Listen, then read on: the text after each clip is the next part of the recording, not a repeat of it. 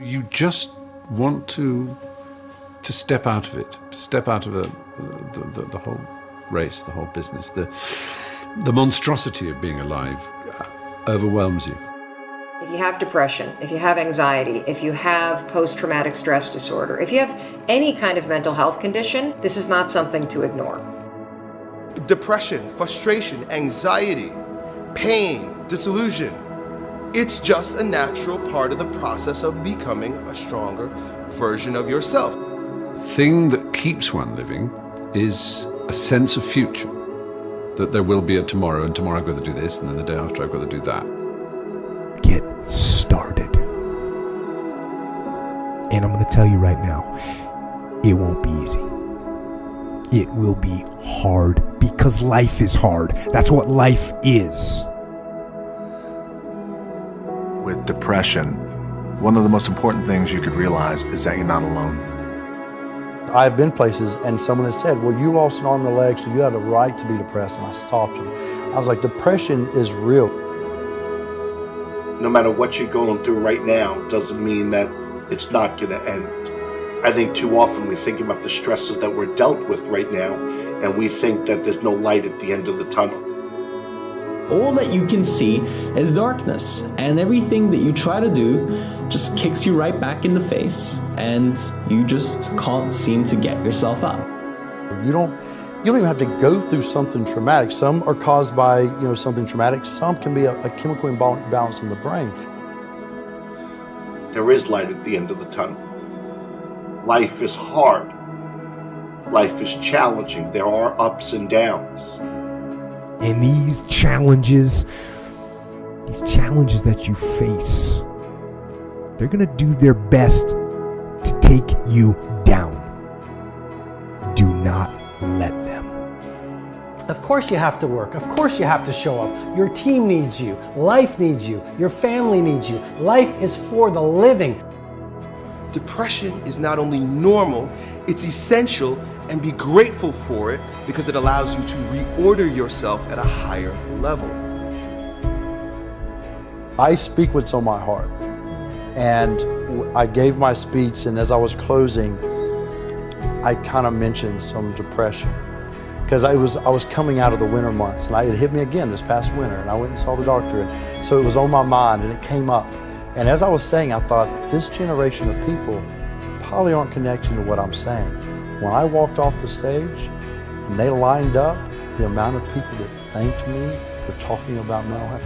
And here I was, I thought they didn't want to hear. I thought I was stepping out of line. No, it needs to be talked about because it's not just this generation. It's people are realizing more and more that it's an issue. And the more we talk about it, the easier it is for people to be honest with themselves and get the help they need. Line up those problems and confront them, face them, fight them. Do not let them bring you down. Do not personally identify with your depression. See it as you see winter, and winter always leads to spring and summer again. See it as you see nighttime. Nighttime becomes daytime again. Hold on to that fundamental quality of faith. And on the other side of your pain is something good. Suicide is a permanent solution to a temporary problem. No matter what you're going through right now, doesn't mean that it's not going to end. Stand up, dig in, let those challenges raise you up, let them elevate you, let their demands and their trials make you stronger. Adversity you face today turn you into a better person tomorrow. You are worth more than diamonds.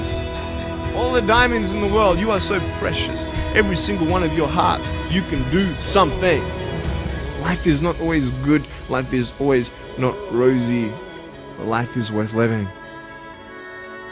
There's one thing that if you did every single day, it would make an extraordinary difference in whatever mental health issue you're struggling with, and that is exercise. And the reason you've got to exercise every day is because what we know about human beings is that when you physically move, your physiology changes, and that changes your brain. Take the time to rest. Because just what if that resting is the key to world-class producing? Get outside and exercise every single day as if your life depends upon it, because you know what? It does. Your brain needs it, your body needs it, your mental health needs it. And I feel like if you had heart problems and saw a cardiologist, well, everyone would be concerned about you, would know you're doing better, and it would be open and honest with the crew. But the most complicated organ in your body, if you have a problem with this, suddenly we don't want to talk about that? No, and you can get over it. And that's what people need to realize. You can be cured. You can get past it. I assure you, the clouds will lift. Right, there is sunlight above the clouds. You're just looking at the clouds right now. And they will lift, and crisis has come to teach you the big lesson you're meant to learn to move to your next level in the next chapter of your greatest life. This depression will pass. It will go away, and something much better will take its place. But for right now, all that you really need to know is that you have to make it through. Getting your heart rate up, getting outside, breathing, feeling connected, getting out of your house, which may make you feel depressed and trapped. The man I am with you right now as I speak with as much authenticity as I know how to share is the result of my times in the valley of darkness.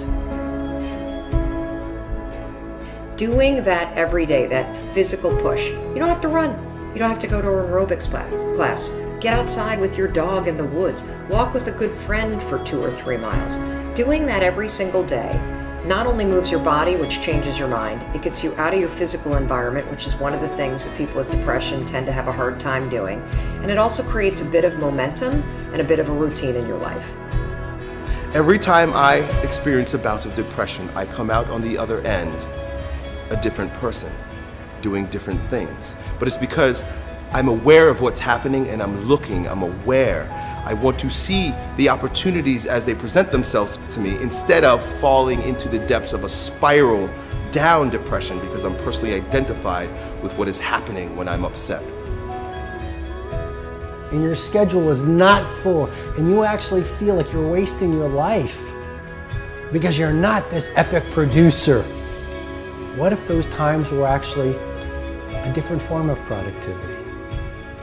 What if those times were actually being productive in a different way, where you're actually producing not in the world, but producing within yourself, producing strength, producing new insights, producing new ideas, producing new capabilities, producing new energies, producing new emotions, shifting from fear to love, because when you go through difficult times, what do you really do if you feel your fear and your pain? You release it.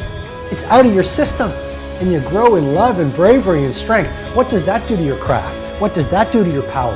What does that do to your bravery? What does that do to the light that you bring into the world? You become this incredible force that is undefeatable.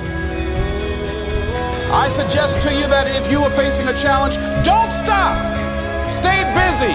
Work your plan. Continue to do those things that you know that work for you after you have evaluated yourself in the situation. Continue to move. Stay busy, stay busy, stay busy. You are part of a larger cosmos, whether you know it or not. And communing with nature allows you not to see the bars of the prison cell, but the stars of the universe. And if you can connect with those every day, my dear friend, you will use your pain as an instrument for your greatest growth. And then you try something new. And then you'll also go to school and people will put you down and parents will tell you that you're a failure because you failed at a test. And you start believing the lies around you, saying that you're not good enough and no one's going to want you and you'll never ever do anything good in your life and you'll never ever, achieve the dreams and goals that you wish you had done or wish that you could do. And these steps take you closer. That voice saying, you're not good enough, you're not good enough, you're not good enough, and all you need is one more step to fall. So you have a choice to know which step you're going to take today.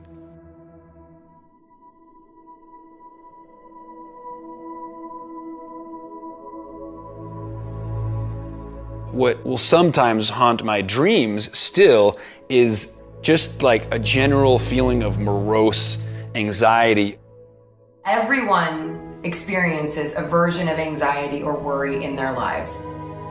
I don't know why I opened up and talked about it, but I guess I was just sick and tired of just having it inside of me for 20 plus years, and I was ready to make a change. What helped me the most, that I want to impress upon all of you, is that I realized that part of my identity is saying no to things I don't want to do. And you are all in school, and you all have a lot of teachers and a lot of people around you that tell you all day what you have to do, but it is your right to choose what you do and don't do. It is your right to choose what you believe in and what you don't believe in. It is your right to curate your life and your own perspective.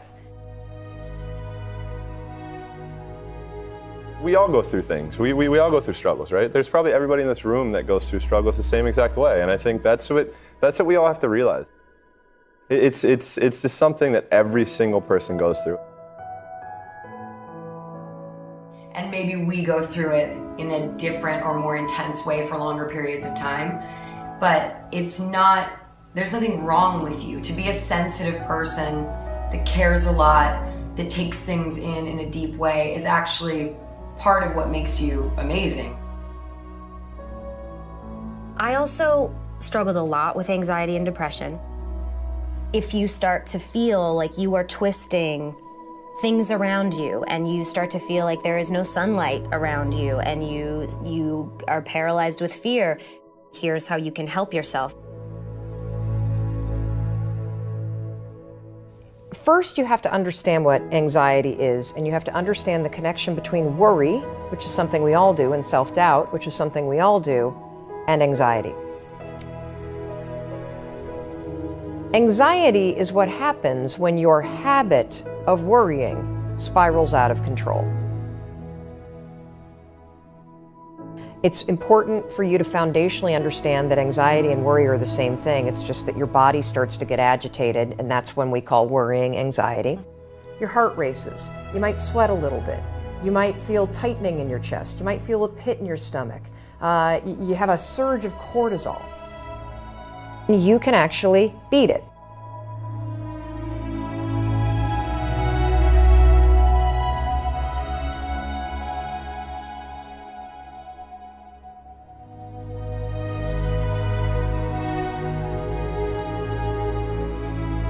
This is how you're going to do it. So all day long, you're going to have moments where your thoughts drift. Like you'll just be hanging out with your friends, and then suddenly you're like, I'm not sure that person likes me anymore. I haven't heard from my kids lately. I wonder if they're dead, or, as I check, like you just start worrying about stuff. Why? Because it's a habit. Because when you're not paying attention, your brain shifts from you being a decision maker and paying attention to you just kind of spinning things on autopilot, and one of your habits is worrying. The second you wake up and you notice, holy cow, I'm talking some negative garbage to myself right now. 5, 4, 3, 2, 1. You've just shifted the part of the brain.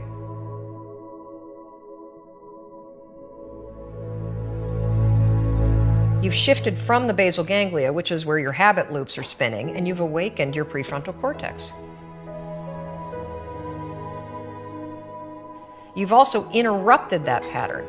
Now what you're going to do, because your mind is actually ready to receive a different thought because of the counting, now you can put in an anchor thought. Like if you have a mantra, if you've got a vision about the way that your business is going to turn out in 5 years, if you just have a thought that makes you really happy and proud, insert that. Now, why does this work? It works because of the counting. And I'm not kidding. We know, based on research, that positive thinking alone, not effective. In some instances, trying to force yourself to think positive can actually make the worries worse. Why? Well, the reason why is because it's really hard to just change the channel. What we have to do first is basically interrupt it and turn off the TV, and then turn it back on with the prefrontal cortex awakened. So the counting is essential. And so you can start using this today.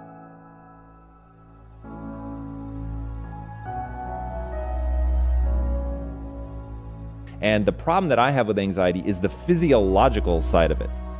I got shallow breathing, rapid heart rate, and most terrifyingly, the blood is actually leaving the prefrontal cortex. And so you're getting into a position where your higher level cognition is actually being shut down because it doesn't have blood flow. And then I began to visualize that what I was trying to do was get myself into a calm state where the blood could actually go back to the places that I needed it so that my higher level ability to reason would kick back in. The first thing that I started to do to be able to consciously control that was meditate. In meditating, what you're learning to do, at least for me, and I don't consider myself a meditation expert by any means, but this was one of the huge wins for me in meditating, was learning to breathe from my diaphragm. Even one breath from my diaphragm had a really big impact. Breathing from your diaphragm instead of from your chest, right? So most people breathe like this, and it's all in your upper chest. You're not getting a very deep breath. So in meditating and learning to breathe from your diaphragm and learning to consciously calm yourself down, meaning you're lowering your heart rate, you're breathing much more deeply from the diaphragm, getting the blood reallocated to the parts of the brain that are actually useful. That meditating was my first step into that.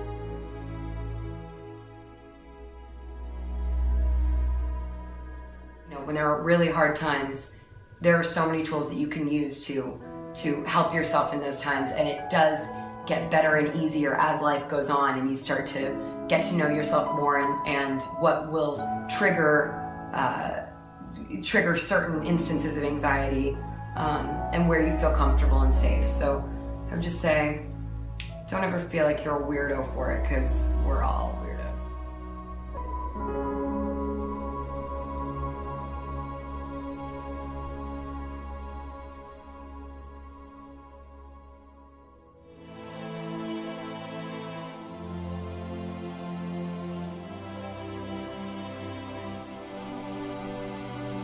In 1973, a young man wrote a letter to American author E.B. White. The young man was losing his faith in humanity.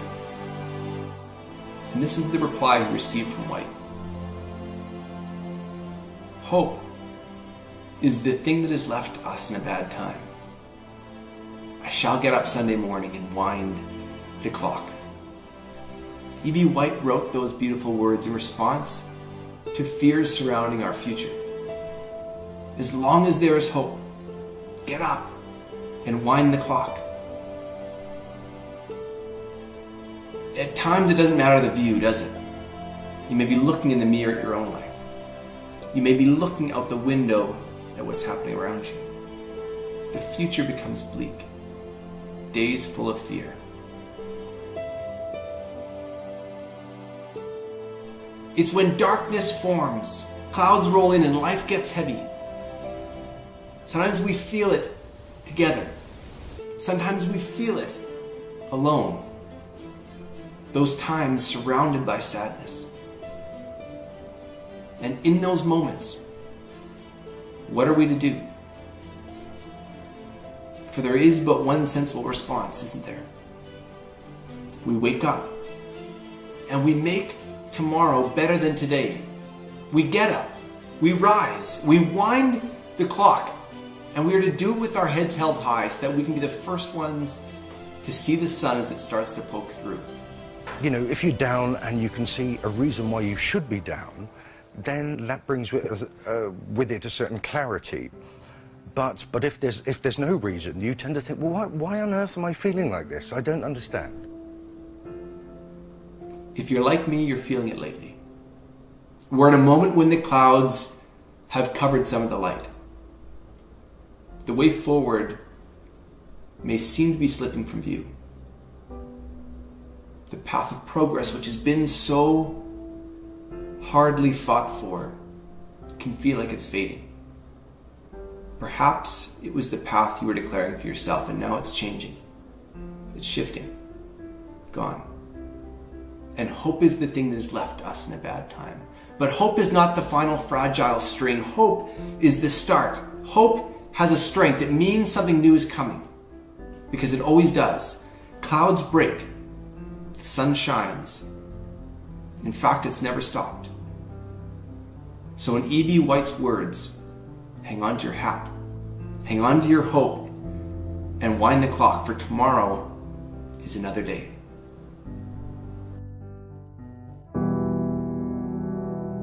I want you to know that no matter where you are in life, no matter how low you have sunk, no matter how bleak your situation, this is not the end. This is not the end of your story. This is not the final chapter of your life.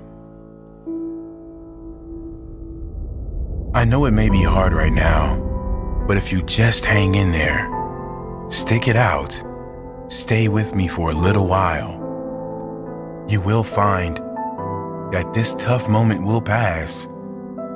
And if you are committed to using this pain, using it to build your character, finding a greater meaning for the pain, you will find that in time, you can turn your life around and help others going through the same struggles.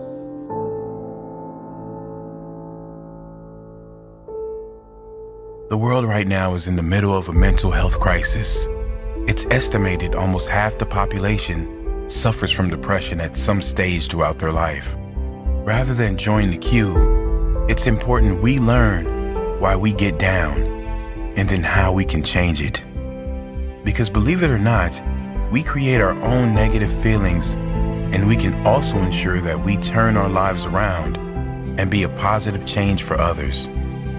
The reason anyone gets depressed always comes down to the consistent thoughts we think and the consistent beliefs we hold. Let me say that again. The reason anyone gets depressed always comes down to the consistent thoughts we think and the consistent beliefs we hold. The point here is that anyone that is depressed is so because there is an external factor that didn't materialize in their life. They have lost something outside of their control or don't have something that is out of their control.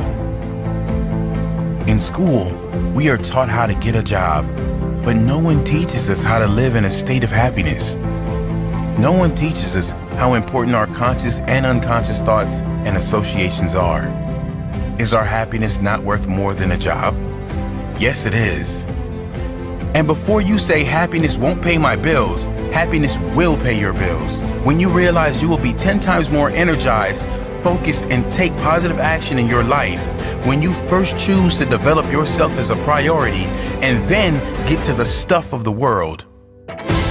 I've seen some people who many would consider to have it all in their life because they thought they were not good enough. A thought, a belief within them told them they were not worthy.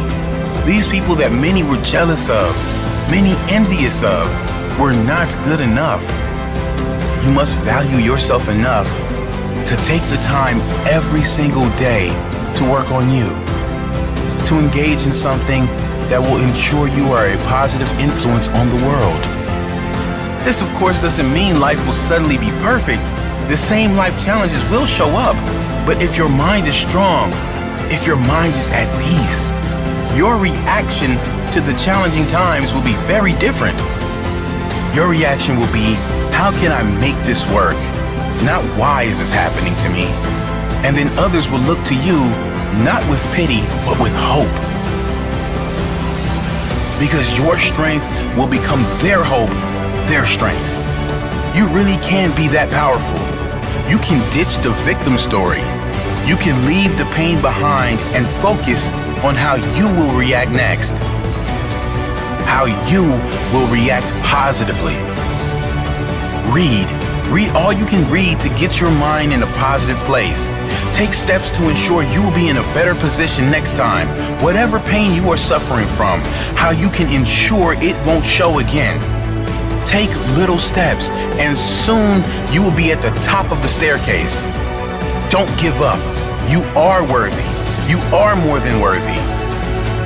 You deserve to experience how great life can be, and you owe it to the world to be that positive change for others, to inspire others who will look to you and say, he did it, she did it, and I can do it too.